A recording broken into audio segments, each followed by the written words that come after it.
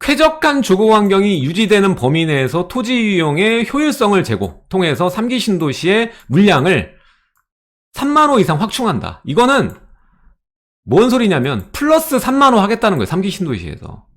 지금 3기 신도시 계획에서 받고 3만 호 추가. 그럼 그 3만 호를 어디서 추가하느냐? 보면은 여기에 명분이 있어요. 3기 신도시 평균 용적률이 196, 최저가 창릉이 188이다. 최고가 왕숙이다. 근데 이 3기 신도시를 보면은 자족용지가 다른 도시보다 많다. 1기는 자족용지 0%고 2기는 5%도 안 되는데 3기는 14%다 무려. 얼마나 많냐 이게. 그리고 공원 녹지가 1기는 19%밖에 안 되고 2기는 30%고 3기는 34%다. 진짜 많다. 이게 뭐예요? 결국에 자족용지, 공원 녹지에서 빼가지고 이 용적률을 올리겠다는 소리예요. 여기서 빼거나 이 용적률을 상향시켜서 이 3만 호를 만들겠다 라는 겁니다. 예. 그럼 뭔 소리예요? 한마디로 정리하면 뭐야? 3기 신도시 닭장으로 만들겠습니다라는 소리예요. 닭장으로 더 주택 늘리겠습니다. 여기서 베드타운으로 그냥 가겠다라는 거지. 예. 그래서 이렇게 물량 확충하면 어떻게 돼요? 이게 주택 공급이라는 건 그래요. 새로운 현장에서 다시 땅 파고 올리는 것보다 하나가 용적률 올리고 더 짓는 게 당연히 원가가 줄어듭니다. 속도도 더 빠르고요. 그러니까 때려 박는 거지 그냥. 그래서 이 물량을 확충하게 되면 3만 호를 3기 신도시가 추가하게 되면은 조성 원가가 감소됨으로써 분양가가 감소된다. 예. 분양가가 감소되니까 이건 좋은 일이야 라고 지금 세뇌시키는 거예요. 예? 3기 신도시 분양가 떨어지게 만드는 거야 우리가. 예? 공급량도 올리는 거야 우리가. 지금 이렇게 말하고 있는 거예요. 그래서 이게 약 2,500만 원. 국평 기준으로 했을 때 2,500만 원 정도가 분양가 감소된다. 그래봐야 얼마예요? 창릉이 얼마다? 창릉 얼마예요? 지금 예상되는 분양가 얼마야? 3기 신도시가 8억입니다. 8억. 예? 근데 거기서 2,500만 원 그래 깎아서 7억 7,500만 원 되는 거예요, 여러분들. 그리고 3기 신도시는 더 지어져서 약간 자족용지 줄어들고 녹지 줄어들고 아니면 용적률 올리면서 그렇게 가는 겁니다. 쾌적한 주거 환경이 유지되는 범위 내. 이거 누가 정하는 겁니까? 원래 계획에서 지금 벗어난 거예요. 자, 매각하지 않은 용지, 사업 진행하지 않는 거, 요거를 공공택지, 요거를 공공주택 사업으로 전환시킨다. 라는 거예요. 공공택지를 민간이 진행하려고 했던 거를 다시 돌려서 공공으로 해서 속도 맞추겠다는 거지. 그리고 또 뭐예요? 이거는 3기 신도시 자체가 뭐야? 신규 택지잖아요. 3기 신도시가. 이 문재인 때 주특기 맨날 공급 대책 한다고 하고 3기 신도시 만들고 유휴부지 뭐 시뮬레이션 그리고 또 도심 공공 복합 사업 만들고 뭐 하나라도 제대로 된 거 있나요? 없죠. 똑같은 짓을 지금 배워서 하고 있다. 그래서 신규 공공택지 물량 확대. 이건 누구나 할 수 있는 얘기죠. 그리고 후보지 발표 조기화. 계속 발표한다는 소리예요. 이제 2개월 뒤에 뭘 발표하는지 우리는 준비를 해야 된다는 소리야. 투자자들은. 2개월 뒤에 뭐가 나올 거냐. 11월에. 24년이 넘어가도 이후에도 수요가 높은 지역 위주로 신규 택지를 지속 발굴하겠다라고 얘기를 해요. 사실상 근데 여러분들 이제 벨트 풀지 않는 한 4기 신도시가 대한민국에 만들어질 가능성은 제로예요. 우리가 지금 명심해야 될 게 있어요. 명심해야 될 게 앞으로 4기 신도시는 4기는 지어질 땅이 없습니다. 요거는 벨트를 풀어야 돼요. 벨트를. 그린벨트 풀지 않으면 없습니다. 4기가 없다. 그럼 이게 공급량으로 돌아올 게 뭐예요? 자, 문재인 정부 때 이제 다 썼어요. 3기 문재인 정부. 그래서 이번 윤석열 정부에서 쓸 수 있는 공급 대책에 대규모 물량을 만들 수 있는 유일한 길은 뭐냐면 4기 신도시를 조성할 수 있는 게 아니라 결국엔 재건축으로 갈 수밖에 없어요. 그래서 1기 신도시를 재건축해서 여기서 만들 수 있는 물량이 꽤나 되거든요. 자, 1기 신도시를 돌려서 만들 수 있는 양 이것만 해도 거의 뭐 100만 호 가깝게 만들 수가 있을 거예요. 100만 호 가깝게 뭐 70, 80만 정도 만들 수가 있을 겁니다. 그래서 여기에서 윤석열 정부는 특별법을 통해서 패스트하게 진행을 시켜가지고 만들 거란 말이에요.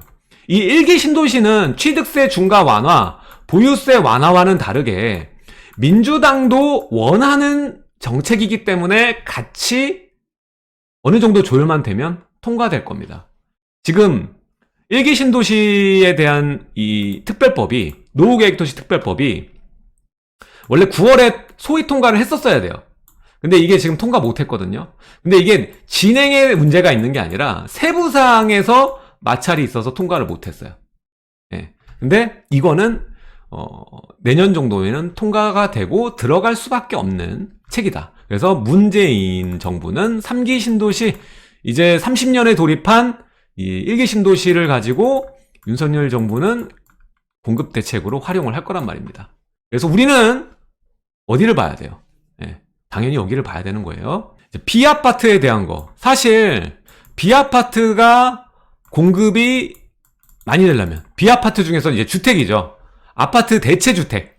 예, 그러면은 빌라, 오피스텔이거든요. 예. 근데 이것들을 공급해 주려면 어떻게 해야 되냐면은, 사실 이제 수요자를 계속 유지하거나 확대하는 방향으로 가야 돼요. 그래야 이것들이 지어지거든요. 예.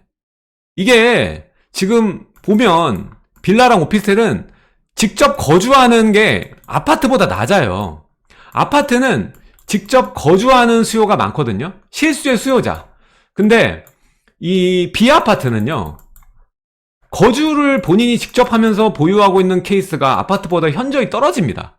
그 말은 뭐냐면 결국 임대인을 확대하고 유지하는 전략을 펴야 B아파트를 생산하는 게 부족함이 없을 거라는 거예요. 근데 정부에서는 헛다리를 짚은 게 뭐예요? 이게 B아파트를 사는 게 실제 거주자라고 착각을 하고 있는 것 같아요. 그래서 이 청약 무주택 간주 기준을 확대한다. 그래서 청약시에 무주택으로 간주하는 소형주택 기준을 가격을 상향시키고 적용 범위를 확대해가지고 서민 주거 사다리를 확대한다. 이렇게 말을 해놨어요. 말도 안 되는, 이거는 시장에 없는 사람들인 거야. 그러니까 정치인들한테 물어보잖아요. 버스비 지금 얼마인지 아냐? 상축가 얼마인지 아냐? 모르잖아요. 어떤 사람은 버스비가 택시비보다 비싼 줄 알아. 모르잖아요. 이게 실제 시장이 없기 때문에 하는 말이거든요.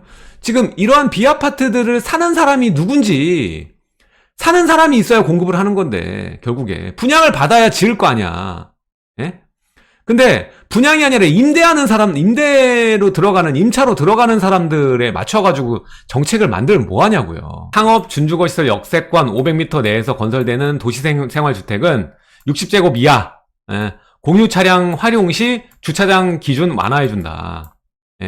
이거는 분양하는 사람만 좋은 거예요. 분양하는 사람만 좋은 거야. 왜? 주차장법이 완화되면은 뭐예요? 더 지을 수 있는 거야. 땅에. 세대당 0.6대가 원래 돼야 되는데 개정되면 세대당 0.4대를 넣을 수 있어요. 자, 그러면 20% 이상 공유 차량 전용으로 확보를 하면 돼요. 이거는 누가 지켜야 되죠? 세입자랑 임대인이 지켜야 되는 거야. 세입자랑 임대인이 지켜야 된다라니까. 이거는 분양하는 사람은 이거 지킬 필요가 없는 거예요. 전기차가 몇 대가 들어가든 상관없어. 그냥 주차장에다가 그림만 그려놓으면 땡이거든요. 그럼 요거는 분양하는 사람만 좋은 거예요. 분양하는 사람만. 이제 도시생활주택을 짓기가 좀 더 수월해졌다. 주차장법이 완화되면서. 이렇게 보면 돼요. 그리고 자금 조달을 지원해준다. 국토부에서. 자금 지원이 뭐냐? 연립, 다세대, 오피스텔 등 B아파트를 지을 때 건설자금 기금에서 1년간 한시 동안 빌려준다. 저리로 빌려준다. 근데 이게 웃겨요. 대출 한도 7,500만원. 금리 3.5. 장난합니까? 지금 7,500 빌려서 뭘 지어요? 철거 비용도 안 돼. 철거 비용도 안 되겠는데, 이거? 철거 비용도 안 되는데? 이거, 방음벽 값도 안 돼요, 이거 방음벽. 방음벽 세우는데 한, 1억 정도 들어가요, 요즘에. 장난합니까, 이거? 현장에 없으니까 이런 소리를 할 수 있는 거야, 보면. 예? 결국에 중요한 건 뭐냐면, 이번 9.16 공급대책이 나왔잖아요. 근데 공급대책에서 중요한 건 뭘 것 같아요? 공급대책은 시장 논리로 지켜봐야 된다. 이렇게 수치로 얼마큼 짓게 해줄게요. 주차장법을 완화해서 많이 짓게 해줄게요가 중요한 게 아니라, 수요를 유지하고 확대를 해줘야 돼요. 수요를 유지하고 확대해야, 그래야 공급을 하는 거예요. 결국 수요가 증가하고 살 사람이 증가하고 가격이 올라야지. 수요가 왜 사요? 가격이 오를 부동산이니까. 월세를 받을 수 있는 부동산이니까. 이렇게 명분이 필요해서 수요가 증가하는 거예요. 그래서 가격이 올라가야 자연적으로 시장이 공급을 늘리는 겁니다. 예? 순서가 바뀐 거야. 공급만 늘리면 뭐예요? 이 공급이 누굴 위한 공급이야, 지금?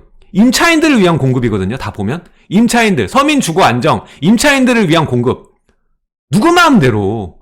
임대인들이 있어야 되는데 누구 마음대로요.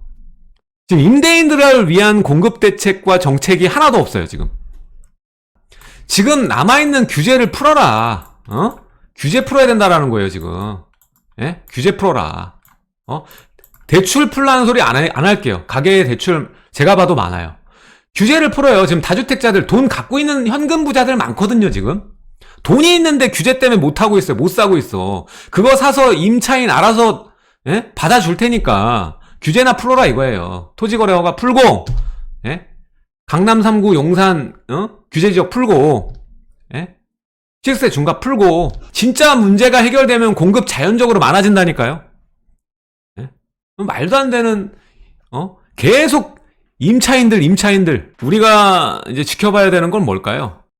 규제 정상화, 재건축 부담금 합리화, 제초안, 또 실거주 의무 폐지. 이게 지금 통과가 안 됐잖아. 예? 국회와 협의해서 조속히 개정 추진. 예? 지금 이거 부담금 이것도 통과 안 한 게 이제 금액 낮췄잖아요.